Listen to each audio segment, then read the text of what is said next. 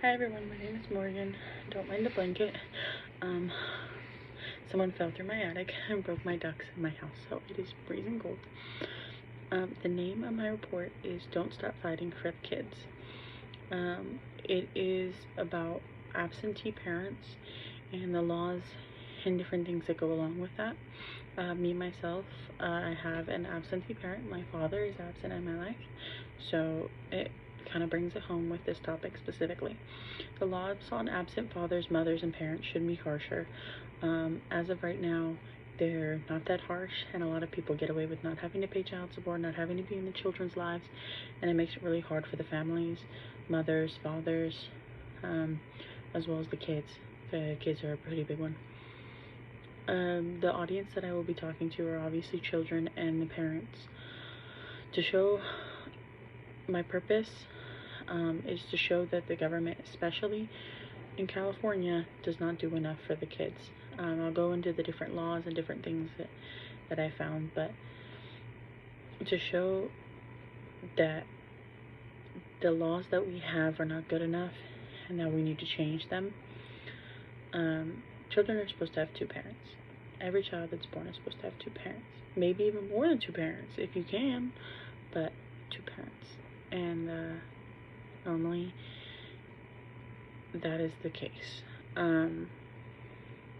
We should have stricter laws so that it isn't as hard for those kids and those families that do live in a one-person household or even can't suffice on the family's household. We should have stricter laws so that it makes it easier for the kids and it's not weighing on them because it's not their fault. The first thing I want to talk about, the laws in place for absent parents. To go into it, an absent parent law refers to the legal framework in California that governs the rights and responsibilities of parents who are not living with their child or children. The law is known as a non-custodial parent law. Basically, it's the guidelines for what happens for an absent parent. But let me explain something to you. It's not as easy as saying, okay, they're an absent parent, and then you get stuff out of it. It's not. It's really not. So the parents actually have to go to court, and they have to file a petition. And when they file a petition, they have to prove certain things. So I'm going to go over the list of things to prove, because there's 6 different things that they can prove, which basically brings them into absent fathers. So first one is to prove that they are in fact the biological parent of the child. And a lot of the times, that's exactly why parents won't do it. They'll say, it's not my kid, it's not my kid. So a big thing is the DNA test that does come into a factor. Acting in a manner that is aggressive or abusive towards the child is another way that they will be kicked out of their lives and are able to kind of be an absentee parent. Committing a crime either in front of the child or being convicted of a crime that lands them in jail and leads them to a criminal record. A criminal record, as a parent, you really can't have a criminal record, especially if you're fighting for your kids. Abusing the other biological or present parent, acts that qualify as domestic violence or spousal abuse. This is really not, some of the stuff that I'm going to explain to you is really not pushed in California. And I've seen it firsthand, especially in Stockton. A lot of you guys have probably seen it firsthand, where something will happen with one of the parents and they're still your parent at the end of the day. It's not like they'll take you away from their kids or nothing. So I really do think that the laws should be stricter, because I do think that these kids deserve better. A 7-year-old shouldn't be able to tell you, you guys should get a divorce because you're fighting so much that mommy hurts. That shouldn't be something that comes out of a child's mouth. But yet I've seen it happen multiple times. And it's the same way for the mother abusing the father. Acting in a manner that would demonstrate the absent parent is unfit to raise a child and abandoning the child in some way. And that could be even leaving them in the car for a long period of time. A lot of this stuff goes into the same topic of the law, but it's really not enforced. So one of the biggest things that I think that should happen is that a parent at birth should be decided who's their sole provider and who's their secondary provider. Meaning, I think that the mother should always get the rights, and then after that, the father. Unless the mother wants to give them up at birth, it has to be decided at birth, and then after that can be decided in court.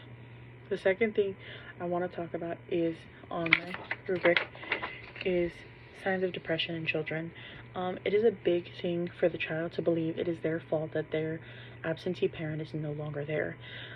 It's to the point where depression is in children, and it is even included on the suicide rates for California for children who do not have more than one parent. Will consider it being their fault. So they do actually have therapy tips for your children. Some of the stuff I'm going to read to you because I think it's kind of scary to think about. One of the biggest things they say is let your child know it's not their fault. Avoid speaking bad about the other parent due to it will bring them sadness. Validate their feelings by telling them it is not their fault. And it's not bad to feel sad or mad or confused about being abandoned by a parent. Their job is to bring you support and help you through life. And if they can't succeed to that, then they're not doing their job.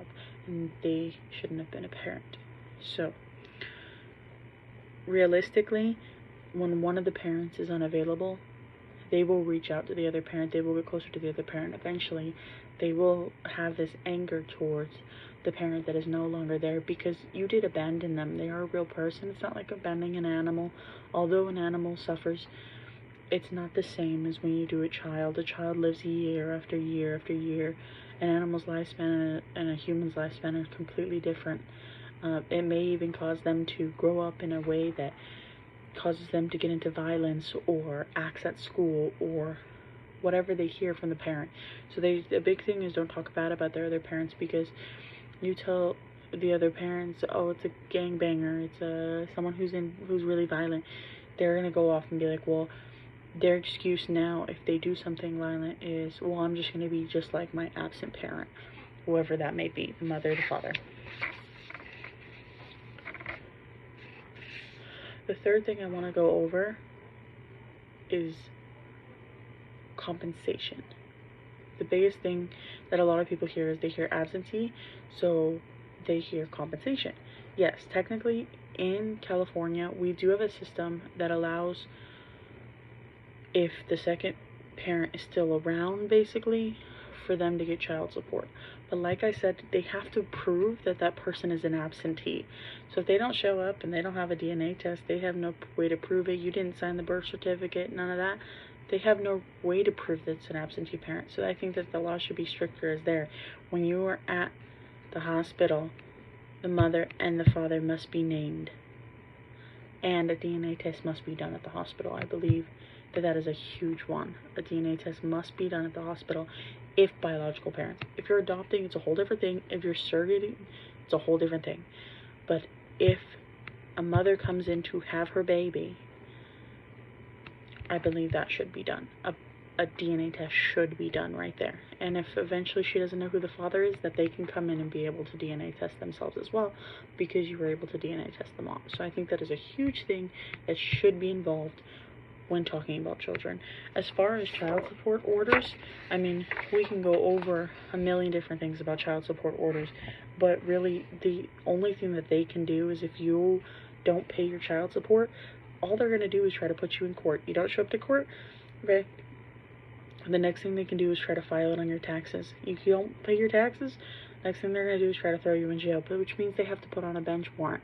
And it normally never gets to that before the child support case is dropped. And all this is money. So the more that you want that child support because you want help for your child, you're paying a lawyer the whole time. So it's a whole different thing.